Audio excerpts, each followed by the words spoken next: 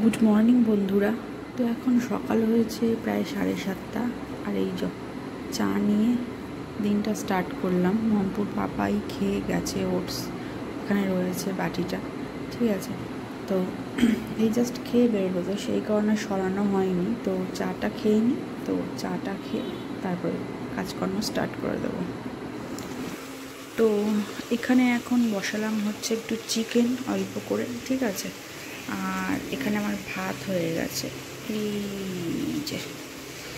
তো ভাত হয়ে গেছে আর চিকেনটা করছি, আর গতকালকে ডাল রয়েছে আর একটু ভোলা মাছ রয়েছে। তো এই জন্য এখন অন্য কিছু করতে যাব না। আর এখন হচ্ছে মম্পুকে নিয়ে যাব হচ্ছে একটু ডাক্তারের কাছে। তো এখন সময় হচ্ছে বিকেল 5টা, আর এসছি একটু ছাদে, কারণ এই মমপুর গেঞ্জি প্যান্ট তারপরে ফ্রকগুলো সব ধুয়ে দিয়েছিলাম আজকে ধুয়েছি কিছুটা, আগের দিন ধুয়েছি কিছুটা। তো ওগুলো শুকিয়ে গেছে, এখন নেওয়ার জন্যই এসেছি।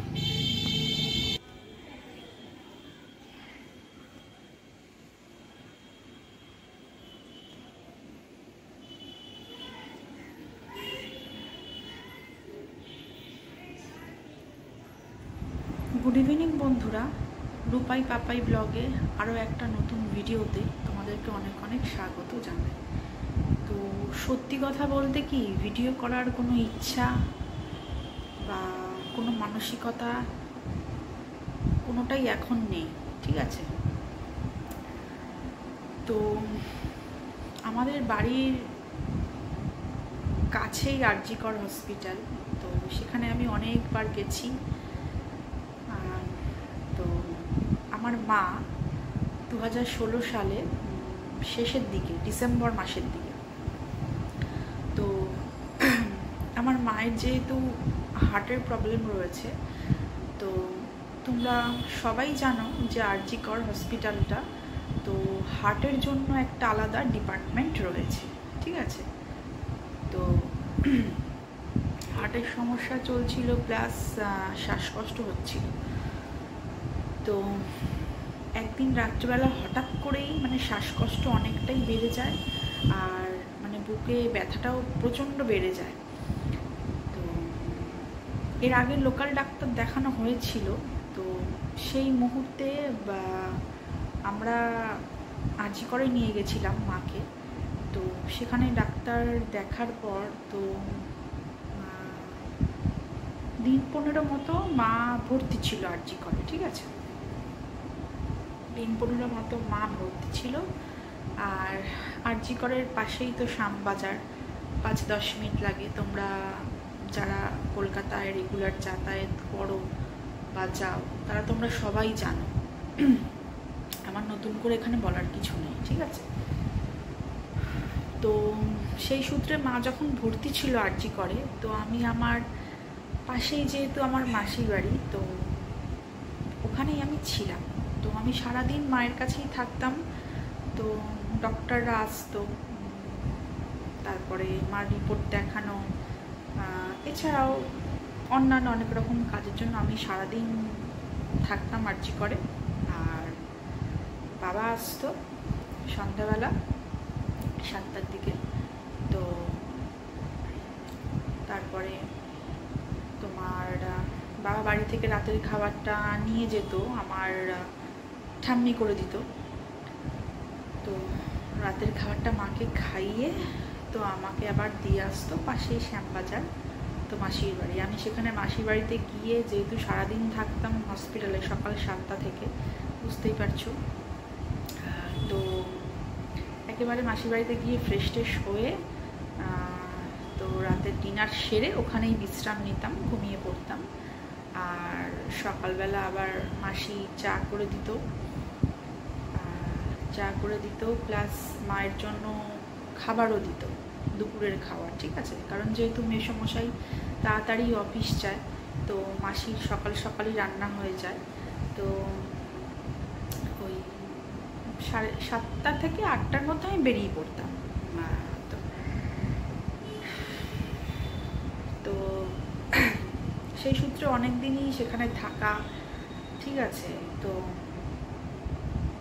আজকে যখন শুনেছি এই ঘটনাগুলো, আজকে না মানে যেদিন শুনেছি, তো সেদিন তো ভেবেছি আমারও তো একটা মেয়ে আছে, সেও তো বড় হচ্ছে, তার ভবিষ্যৎটা কি হবে এইসব নিয়ে অনেক রকম চিন্তাভাবনা করেছি।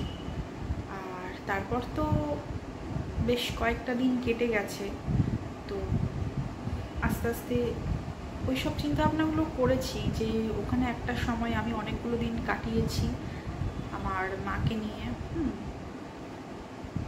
তো এই সব কিছু নিয়ে না মেয়েটার জন্য মনটা বড়ই খারাপ। ঠিক আছে, তো জানি যে চলে গেছে তাকে তো আমরা ফিরিয়ে আনতে পারবো না, কিন্তু যেন বাংলার বুকে, শুধু বাংলার বুকে না, গোটা পৃথিবীর বুকে যেন এরকম ঘটনা না ঘটে। তো সেরকমই একটা দৃষ্টান্তমূলক একটা শাস্তি হওয়া উচিত। ঠিক আছে, তো যতক্ষণ না আমরা কোনো শাস্তির খবর পাচ্ছি, তো ততক্ষণ হয়তো মনটা এরকম খারাপ থাকবে। ঠিক আছে, তো এইসব নানান রকম কারণেই না, আর ফোন খুললে তোমরা এখন ভালো করেই জানো, তো এই সমস্ত সংক্রান্ত ভিডিও বারবার আসছে, নানান রকম গোপন তথ্য, নানান রকম গোপন কথাবার্তা। তো এইসব নিয়ে বিভিন্ন নিউজ চ্যানেল, তারপরে আদারওয়াইজ আরও অন্যান্য সব যারা আন্দোলনকারী, বিক্ষোভকারী, তো নানান রকম ভিডিও আসছে, ওই সব দেখছি। তো সব কিছু নিয়ে একদম মনটা ভালো নেই। তো সেই জন্য রেগুলার ব্লগ দেওয়ার চেষ্টা করছি ঠিকই, কিন্তু পেরে উঠছি না। তার মধ্যে গত এক সপ্তাহখানেক জ্বর ছিল, সর্দি ছিল, ঠান্ডা লাগা, গলা ব্যথা সবই ছিল, শুধু কাশিটাই হয়নি। তোমাদেরকে আগের ভিডিওতে আমি বলেছি, আপডেট দিয়েছি। তো এইসব কারণে বেশ কয়েকদিন ভিডিও তো দেওয়া হয়নি, প্লাস এখন যেটা বললাম যে এইসব নিয়ে মনটা অনেকটাই ভারাক্রান্ত হয়ে রয়েছে এখনও অবধি। ঠিক আছে, আর বললাম যতদিন না দোষীরা, আসামিরা কঠোর শাস্তি পাচ্ছে, এর ন্যায় বিচার হচ্ছে, ততদিন হয়তো মনটা ওদিকেই পড়ে থাকবে। ঠিক আছে, তো এই হলো গিয়ে ব্যাপার। তো চেষ্টা করছি এখন থেকে আস্তে আস্তে রেগুলার একটু ব্লগ দেওয়ার। তো গলাটাও ভাঙা ছিল, একটু ঠিক হয়েছে এখন গলাটা। আর আজকে তো রাখি পূর্ণিমা ছিল, মমপুর স্কুল ছুটি ছিল, মমপুর স্কুলে যাইনি। ছুটি ছিল বলা ভুল, স্কুল ছিল মানে 1 ঘন্টার জন্য। তো রাখি উৎসব পালিত হবে তার জন্য। তো বৃষ্টি পড়ছিল বাইরে সকাল থেকেই, তো আমি সেই জন্য 1 ঘন্টার জন্য আবার দিয়ে আসবো, আবার নিয়ে আসবো, আমাকেই তো সব করতে হবে, প্লাস ঘরের রান্না। তো সেই কারণে আমি আর পাঠালাম না। তো এখন তো বিকেলবেলা ঘুম থেকে উঠলো, উঠে আমার সঙ্গে একটু ছাদে গেল, ঠাম্মির কাছে বসলো, ওখানে টিভি দেখলো, তারপর খেলো টেলো, খেয়ে দিয়ে এখন একটু ওর দাদানের দোকানে গেছে, ওখানে থাকবে হয়তো কিছুক্ষণ।